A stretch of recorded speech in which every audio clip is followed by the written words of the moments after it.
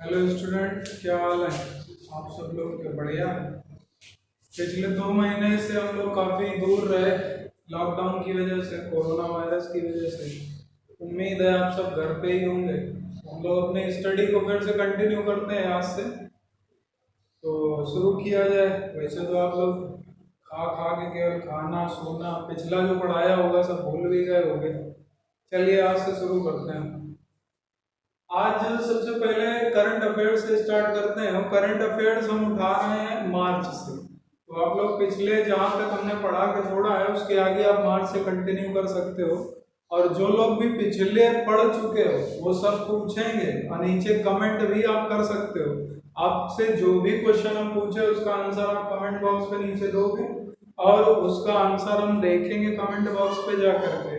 और जो भी क्वेश्चन पूछा जाए अगर नहीं आ रहा है तो कल हम उसके आंसर भी देंगे। अगर आपको कोई क्वेश्चन पूछना है रिलेटेड टू सब्जेक्ट तो हम आपको बताएंगे भी। चलिए करंट अफेयर्स की क्लास हम लोग स्टार्ट करते हैं। तो सबसे पहले करंट अफेयर्स हम लोग लेंगे मार्च।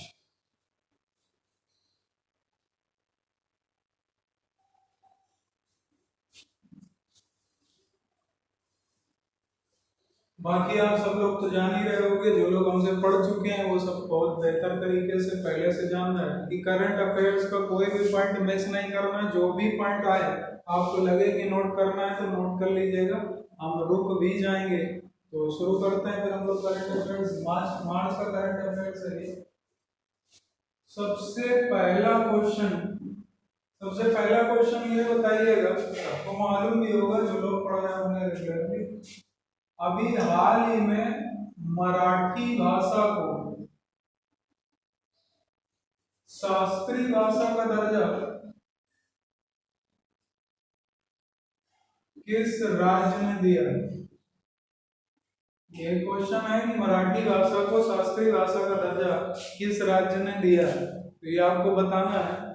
देखिए मराठी भाषा को सबने आंसर कर भी दिया होगा और सबका आंसर महाराष्ट्र आएगा। इसका महाराष्ट्र राज्य सरकार ने, जैसा कि आपको मालूम ही है, अभी उद्धव ठाकरे जी तो वहाँ के मुख्यमंत्री हैं, तो वहां पर अभी मराठी भाषा को वहां की विधानसभा में एक बिल लाया गया था जिसके माध्यम से वहां पर मराठी भाषा को राजकीय भाषा, ये शास्त्रीय भाषा का दर्जा देने की बात उसमें प्रस्ताव पर रखी गई थी और ये प्रस्ताव पारित करने के लिए बात की गई। तो मराठी भाषा वैसे भी आप सब जानते हो कहाँ की भाषा है, महाराष्ट्र की। चलिए क्वेश्चन नीचे कमेंट बॉक्स पे लिखिएगा। क्वेश्चन ये है कि महाराष्ट्र के इस समय राज्यपाल कौन है? दूसरी बात, अब शास्त्रीय भाषा की बात करें तो शास्त्रीय भाषा अभी तक भारत में कितनी है वर्तमान में, ये भी लिख के नीचे लिख के बताइएगा सभी लोग। हम थोड़ा सा टाइम दे रहे हैं आपको, आप चाहें तो इसको नोट कर सकते हैं। फिर हम लोग बात करेंगे आपकी कौन कौन सी मराठी भाषाएं यानी कौन कौन सी शास्त्रीय भाषाएं हैं जो आपकी इस समय राज्य शास्त्रीय भाषा के रूप में जानी जाती है। तो इस तरीके की भाषाएं हैं। सबसे पहली जिसको हम लोग जानते हैं इसे बोलते हैं तमिल, दूसरी तेलुगु, तीसरी ओडिया, चौथी बताइएगा, चौथी भाषा के रूप में हम लोग जानते हैं संस्कृत। इसके बाद आपकी आ जाती है पांचवी भाषा, इसे बोलते हैं कन्नड़। और छठी भाषा के रूप में जैसे कि हम लोग जानते हैं मलयालम। उम्मीद है ये क्वेश्चन आपको समझ में आ गया होगा महाराष्ट्र से। अब महाराष्ट्र के मुख्यमंत्री कौन है? तो महाराष्ट्र के मुख्यमंत्री इस समय उद्धव ठाकरे। दूसरी बात ये बताइएगा ये किस पार्टी से रिलेटेड है? तो पार्टी का नाम आप सबको मालूम है, ये शिवसेना से है।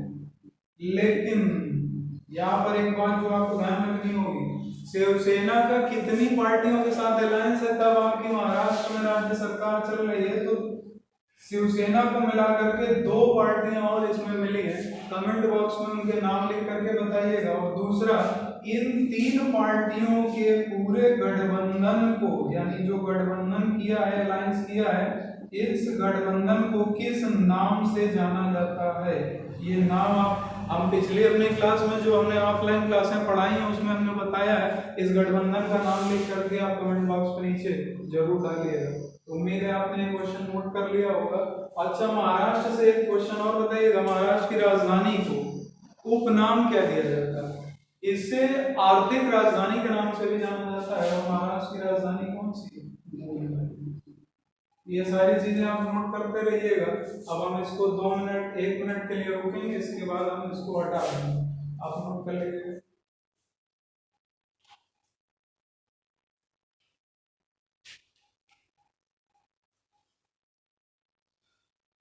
तो ठीक है, नोट हो गया होगा तो बता दें।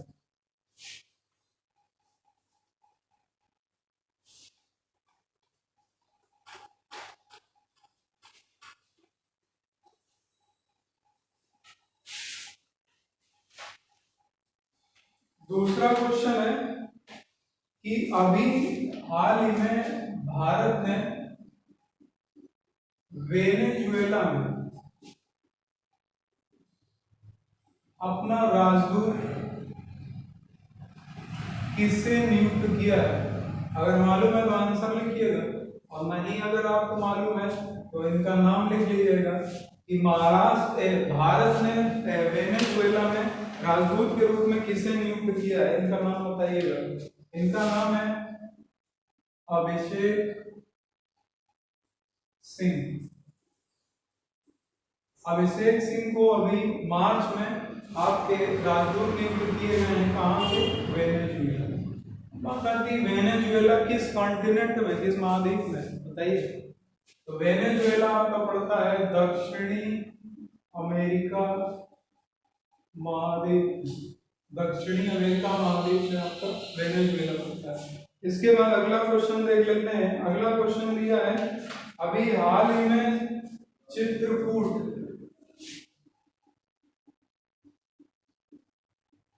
से इटावा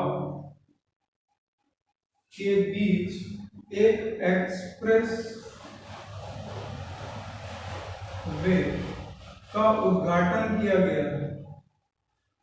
इसका उद्घाटन किसने किया? दूसरा, इस एक्सप्रेसवे का नाम क्या है? तीसरा, इसकी लंबाई कितनी है? ये सारी चीजें आप कमेंट बॉक्स पे लिखिएगा। अगर नहीं लिख रहे हैं तो आप कोई बात नहीं, आप इसका आंसर नोट कर सकते हैं। आप सबको मालूम है इसका उद्घाटन आपके माननीय प्रधानमंत्री जी द्वारा किया गया था। और इसका उद्घाटन, इसका नाम क्या रखा गया? तो इसका नाम रखा गया है बुंदेलखंड एक्सप्रेस वे। इसको नोट कर लीजिएगा। इसकी लंबाई कितनी है? तो इसकी लंबाई के संबंध में आप सब लोग जानते हैं, इसकी लंबाई है 297 किलोमीटर। ये सारी चीजें नोट कर लीजिएगा। अब हम आते हैं अगले क्वेश्चन पे। क्वेश्चन है कि हाल ही में, यानी कि अभी आपका मार्च में सतत विकास लक्ष्य से संबंधित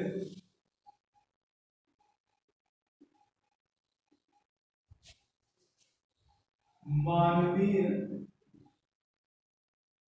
विकास हेतु पूर्वोत्तर में कहां पर सम्मेलन हुआ? मोस्ट इंपॉर्टेंट क्वेश्चन, सतत विकास लक्ष्य से संबंधित मानवीय विकास हेतु पूर्वोत्तर में कहां पर अभी हाल ही में सम्मेलन का आयोजन किया गया? तो अगर मालूम है तो आप कमेंट बॉक्स पे लिखिएगा, नहीं मालूम है तो आप इसको नोट कर लीजिएगा। इसका आयोजन देखिए किया गया था गुवाहाटी में। गुवाहाटी कहां पर है? ये आपका असम में। दूसरी बात आती है, सम्मेलन में कितने राज्य शामिल हुए थे? तो इसमें टोटल आपके 8 राज्य शामिल हुए थे। अब 8 राज्य याद तो कर नहीं पाओगे, याद करने के लिए आपको सिर्फ एक अलग से याद रखना है, ये राज्य है सिक्किम। और सिक्किम के बाद आप सबको हमने ऑफलाइन क्लास में पहले ही बता रखा है, सिक्किम के अलावा 7 राज्य आते हैं जो पूर्वोत्तर के हैं, और पूर्वोत्तर के इन 7 राज्यों को किस नाम से जाना जाता है? लिखिए कमेंट बॉक्स में, लिखिए पूर्वोत्तर के 7 राज्यों को किस नाम से जाना जाता है? पूर्वोत्तर के 7 राज्यों को किस नाम से जानते हैं? इनका नाम क्या है? कंबाइंड रूप से इनको किस नाम से जाना जाता है? लिखिए।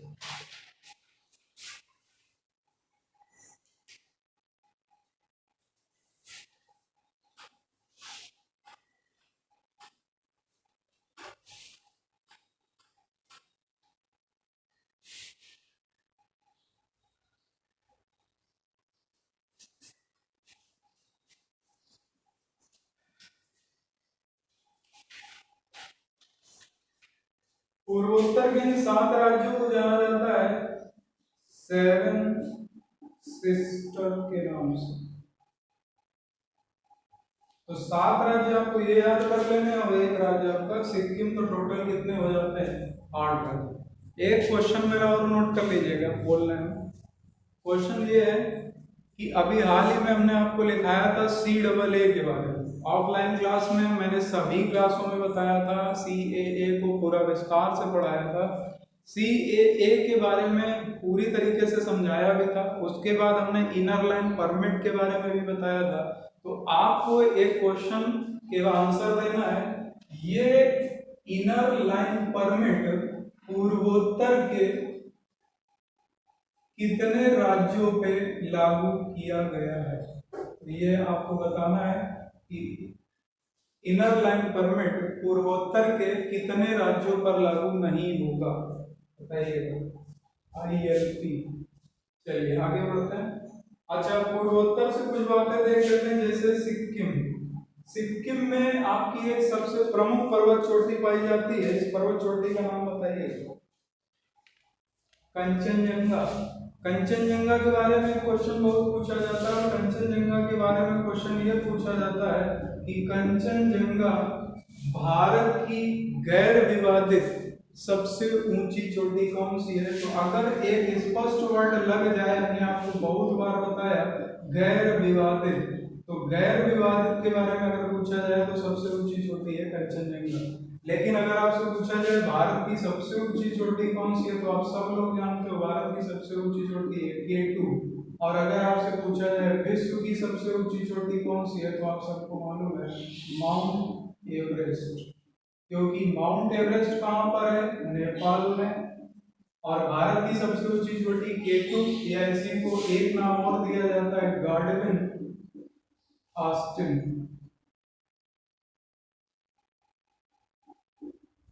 तो ये आप नोट कर सकते हो, पहले भी हम आपको बता चुके हैं। अच्छा, ये K2 या गार्डविन ऑस्टिन हिमालय की किस पर्वत श्रृंखला में है? किस पर्वत श्रृंखला में स्थित है? इस पर्वत श्रृंखला का नाम बताइएगा। आप लोग कमेंट बॉक्स पे टाइप करिएगा इसका नाम क्या है। बता चुके हैं बहुत बार, ज्योग्राफी में भी बताया, करंट में भी बताया। और हमने एक चीज और आप लोग को बता रखी कि हम कभी भी जीके अलग से नहीं पढ़ाते, करंट के साथ ही आपका जीके भी ऑलरेडी कंप्लीट होता जाता है। तो इस चीज को आप ध्यान रखिएगा और ये सारी चीजें आप नोट कर लीजिएगा। हाँ, एक बात और, ये जो 7 राज्य हैं, और इसके पहले एक बात और कर लेते हैं, गुवाहाटी के बारे में हमने आपको बहुत सी चीजें बता रखी है। गुवाहाटी के बारे में आप बताइएगा कि अभी हाल ही में हमने कौन सा एक आपको क्वेश्चन लिखाया था कि आपको अभी हाल ही में एक पुरस्कार दिया जाता है फिल्म क्षेत्र में। तो कौन से पुरस्कार हैं जो इस बार हाल ही में अभी आपके जनवरी में गुवाहाटी में वितरित किए गए, इसका नाम लिख करके दीजिएगा। दूसरा क्वेश्चन गुवाहाटी से, जैसे कि मैं बता दूं आपको, गुवाहाटी से हम आपको बता चुके भारत का वह पहला रेलवे स्टेशन जिसे ISO सर्टिफिकेशन दिया गया, गुवाहाटी रेलवे स्टेशन। तीसरा क्वेश्चन गुवाहाटी से हम आपको पहले बता चुके भारत का पहला तेल संग्रहालय कहाँ पर बनाया गया? तो भारत का पहला तेल संग्रहालय गुवाहाटी, असम में ही बनाया गया। तीसरा, अभी आपके खेलो इंडिया यूथ गेम्स का आयोजन किया गया था। खेलो इंडिया यूथ गेम्स का आयोजन भी अभी हाल ही में कहाँ पर हुआ था, गुवाहाटी में ही हुआ था। ये सारी चीजें जो बहुत चौड़िया रहे हो, जो चार इस बार लॉकडाउन में आप लोग ये चौड़ियाना बंद कर दो, अब लग जाओ बहुत तेजी से। हम आ चुके हैं ऑनलाइन।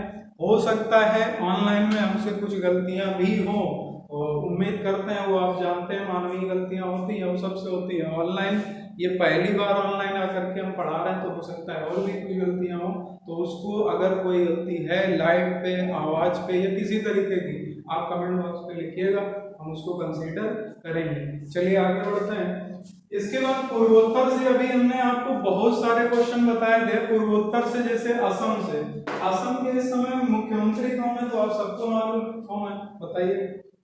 असम के मुख्यमंत्री हैं सर्बानंद सोनोवाल। दिमाग चकरा रहा है, बहुत दिन से पन्ना नहीं पलटाया, इसलिए पन्ना पलटाइए पुराना वाला। असम के इस समय मुख्यमंत्री कौन है, सर्बानंद सोनोवाल। असम से ही हमने आपको एक क्वेश्चन पढ़ाया था कि आप लोग जब भी कभी असम की बात आए तो यहाँ के राष्ट्रीय उद्यानों को जरूर याद किया करिए, क्योंकि जब याद करेंगे यानी दिमाग पर प्रेशर डालेंगे, थोड़ा सा दबाव जब पड़ेगा, तब आपको राष्ट्रीय उद्यान भी दिमाग में आएंगे। कौन कौन से? मानस राष्ट्रीय उद्यान कहाँ पर है, असम में। इसके बाद आपका काजीरंगा राष्ट्रीय उद्यान कहाँ पर है, असम में। एक सींग वाले गैंडे के लिए किसे जाना जाता है, असम के काजीरंगा राष्ट्रीय उद्यान। ये सारी चीजें आपको दिमाग में पूरी तरीके से लेकर के चलिएगा। इसके बाद पूर्वोत्तर के 7 राज्यों में एक बहुत हाईलाइटेड राज्य रहता है हमेशा, जिसको हम लोग जानते हैं मणिपुर। मणिपुर से मैं एक, हमने आपको अभी हाल ही में पढ़ाया था कि मणिपुर में एक त्योहार मनाया जाता है जिसे कहा जाता है संगाई महोत्सव। ये जरा बताइएगा, ये संगाई महोत्सव जो मनाया जाता है, संगाई महोत्सव, संगाई यहाँ पर क्या है, संगाई क्या है, किसका नाम है संगाई यहाँ पर? दूसरा एक क्वेश्चन नोट करिएगा, कमेंट बॉक्स पे लिखिएगा जरूर, कल हम सारे आंसर देंगे इसके। डांसिंग हिरन के नाम से या डांसिंग डियर के नाम से किसे जाना जाता है, डांसिंग डियर के नाम से किसे जाना जाता है, कमेंट बॉक्स पे लिखिएगा। एक क्वेश्चन और यहीं पर लिख लीजिएगा, अब डियर यानी हिरन की बात आई है तो एक क्वेश्चन और लिखिएगा कि हमने आपको ऑफलाइन क्लास में बताया था, और ऑफलाइन क्लास में ये बताया था कि भारत में पाई जाने वाली हिरन की सबसे छोटी प्रजाति कौन सी, और इसका संरक्षण भारत के किस राष्ट्रीय उद्यान में होता है, इसका किस संरक्षण भारत के किस राष्ट्रीय उद्यान में किया जाता है। चलिए, और तीसरा क्वेश्चन यहीं पर बताइएगा, उत्तर प्रदेश का कौन सा हिरन है जो यहाँ का राजकीय पशु भी है, तो नोट करके जरा आंसर हमें दीजिएगा। चलिए अब आगे बढ़ते हैं नेक्स्ट क्वेश्चन की ओर। विश्व का सबसे बड़ा नदी द्वीप कहाँ पर है, बताइए, कमेंट करिए। और एक चीज और, जो दोस्त जो मित्र आपके अभी तक केवल खाना सोना लॉकडाउन में आराम फरमाना चल रहा है, उस आराम फरमाने को 2-3 घंटे के लिए दूर कर दें और लग जाए पूरी तरीके से, क्योंकि ऑनलाइन हम आ चुके हैं और भी टीचर ऑनलाइन आपके ऑलरेडी पहले से आपको गाइड कर रहे हैं। तो अब जरा बताइएगा एक अगला क्वेश्चन जो हम आपको नेक्स्ट क्वेश्चन लिखाने जा रहे हैं। नेक्स्ट क्वेश्चन है, कोरोना के कारण बहुत ज्यादा आपका सर दर्द किया है इसने, जिसके कारण हमें आज आपसे ऑनलाइन पढ़ना पड़ रहा है। कोरोना के कारण अभी हाल ही में भारत ने कहां पर होने वाली निशानेबाजी विश्व कप में शामिल नहीं हो पाया, यानी भारत कहां पर होने वाली निशानेबाजी विश्व कप में शामिल नहीं हुआ। ये कहां पर होनी थी जिसमें कोरोना के कारण ये शामिल नहीं हो पाया, बताइएगा। देखिए, ये निशानेबाजी आयोजित होनी थी साइप्रस में, और भारत कोरोना संक्रमण को देखते हुए भारत सरकार ने निर्णय लिया कि वहां भारत से कोई भी खिलाड़ी या निशानेबाज इस विश्व कप में भाग नहीं लेगा। कोरोना के बारे में तो हमें जितना बताना चाहिए, जितना हम बताएंगे उससे ज्यादा आप लोग जान चुके हो। कोरोना का नाम WHO द्वारा क्या दिया गया था? इसका नाम दिया गया ऑथराइज नाम कोविड-19। आप सबको पता है। चलिए क्वेश्चन और बताइए अगर नहीं ढूंढा। कोविड-19 की जांच के लिए कोविड-19 यानी कोरोना की जांच के लिए कौन सी प्रक्रिया या कौन सी प्रणाली यूज की जाती है या कौन सी जांच पद्धति यूज की जाती है? इसका नाम क्या है? तो अब आगे बढ़ते हैं नेक्स्ट क्वेश्चन की ओर। नेक्स्ट क्वेश्चन है आपका, प्रधानमंत्री ने अभी वृद्धों के लिए एक आवश्यक उपकरण योजना चलाई है। इस योजना का नाम क्या है? प्रधानमंत्री ने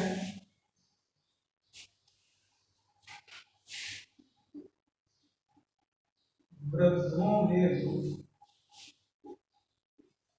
अभी वृद्धों हेतु आवश्यक उपकरण वितरित किए थे।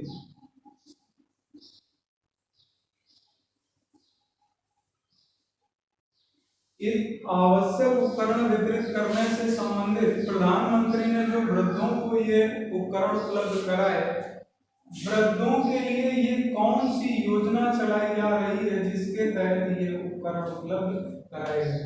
इस योजना का नाम बताइए। इस योजना का नाम जल्दी कमेंट करिएगा।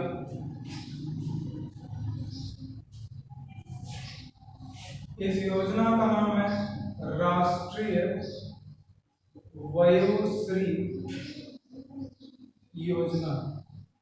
अगली बात आती है ये योजना कब चलाई गई? तो आप लोगों के दिमाग में अभी चलाई गई, अभी नहीं चलाई गई। ये योजना चलाई गई थी 1 अप्रैल 2017 को। दूसरा, ये कहां से चलाई गई थी? तो ये चलाई गई थी नेल्लौर से। अब जरा एक कमेंट बॉक्स पे लिखिएगा नेल्लौर कहां पर है, जल्दी जल्दी। नेल्लौर कहां पर स्थित है? तो नेल्लौर कहां पर स्थित है बताइए। नेल्लौर स्थित है आपका आंध्र प्रदेश में। आंध्र प्रदेश में स्थित है। आंध्र प्रदेश की राजधानी बताइएगा। आंध्र प्रदेश की राजधानी पहले तो थी हैदराबाद, लेकिन अब हो चुकी है क्या? अमरावती। अभी आंध्र प्रदेश से बहुत सारे क्वेश्चन हमने आपको बताए आंध्र प्रदेश के बारे में। जैसे आंध्र प्रदेश के मुख्यमंत्री का नाम जगनमोहन रेड्डी। आंध्र प्रदेश के मुख्यमंत्री जिस पार्टी से हैं उस पार्टी का नाम यानी जगन मोहन रेड्डी। जगन मोहन रेड्डी किस पार्टी से बिलोंग करते हैं सबको लिखाया है। सब लोग इसका पार्टी का नाम कमेंट बॉक्स में टाइप करें। अगला, आंध्र प्रदेश के राज्यपाल कौन है? भारत का वह पहला राज्य जिसमें सर्वाधिक उप मुख्यमंत्री नियुक्त किए गए।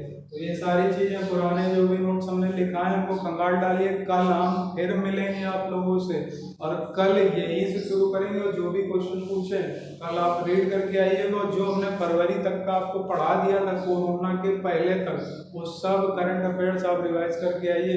कल फिर से हम इसी के आगे कंटिन्यू करेंगे। और जो भी आपको प्रॉब्लम हो या कुछ पूछना हो या कुछ आगे स्टार्ट करना हो तो आप कमेंट करके नीचे जरूर लिखिएगा, मैं कमेंट को कंसिडर करूँगा। Thank you. जय हिंद, वंदे मातरम।